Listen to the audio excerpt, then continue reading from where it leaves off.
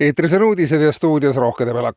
Nafta maailmaturu hinnad on tuntavas languses, Eesti tanklates aga hinnad tõusevad. Kütusemüüjate liidu täna välja antud avalikus pöördumises kinnitatakse, et kütuse hind sünnib kooskõlas maailmaturu hindade, karmi konkurentsi ja kõrgete maksudega. Samuti on oma osa kütusemüüjaid kollitavas halvas õnnes. Äris on alati vaja osta odavalt, müüa kallilt, ent Eestis tegutsevad kütusemüüjad on juba pikemat aega vales ostufaasis. Juba pikki aastaid kestab olukord, kus kütusemüüjad ostavad maailmaturult suure koguse kütust, kartes, et see läheb veelgi kallimaks. Tegelikult aga hiljem kütus odavneb, müüjad aga peavad kallilt ostetud kütuse kallima raha eest ka maha müüma. Kui see müüdud saab, siis on hinnad jälle vahepeal tõusnud ja uue partii ostmise ajal on taas tegemist kõrgemate hindadega. Juba pikka aega ei ole õnnestunud osta odaval ajal ja seetõttu ei anna kütuse hinna langus maailmaturul ennast pea mitte kunagi tunda kohalikul turul. Ka praegu ei juleta sisse osta odavamat kütust, sest mine tea, kuna see veel odavamaks läheb. Nii jäävad hinnad Eestis ka tulevikus liikuma peamiselt ühes suunas ja ostjad ei pea vähemalt mõistatama, millises suunas kütuse hinnad liiguvad.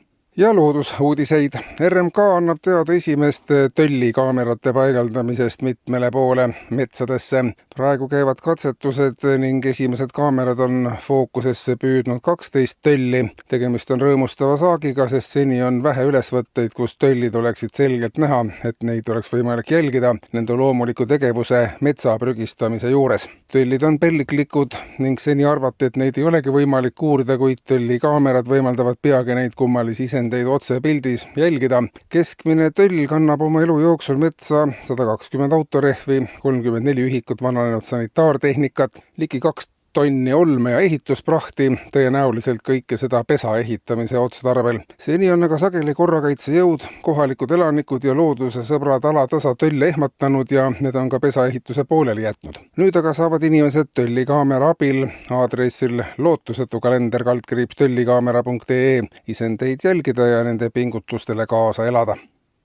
Ja veel prügimajandusest. Hiljemalt selle aasta lõpuks peavad kõik leibkonnad endi hulgast valima perekonna prügivoliniku, kelle ülesandeks jääb hoolitseda, et leibkond ja majapidamine käitleb prügi vastavalt uuenevatele nõuetele. Prügivolinik on inimene, kes suudab endale selgeks teha, mida millisesse prügikasti tuleb panna, kuidas liigiti koguda, kuidas kogutust lahti saada, kus kompostida, kus mitte. Tegemist on eraldi täistööajaga töökohaga ja selle eest tasustamise võtab enda peale ka riik. Kui leibkond ei ole suuteline kedagi enda seast leidma, kes prügivoliniku töö enda peale võtaks, siis tuleb jätkata vanal ära proovitud viisil, kus tavaliselt näiteks pereisa sõi kõik äraviskamisele mineva toidu ära.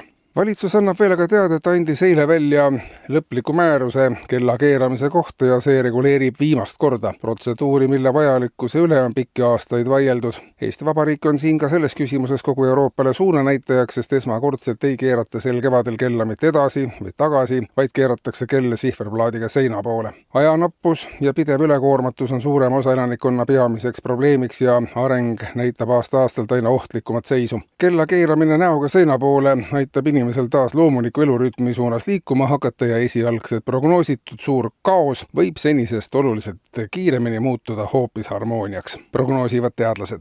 Eetris olid uudised.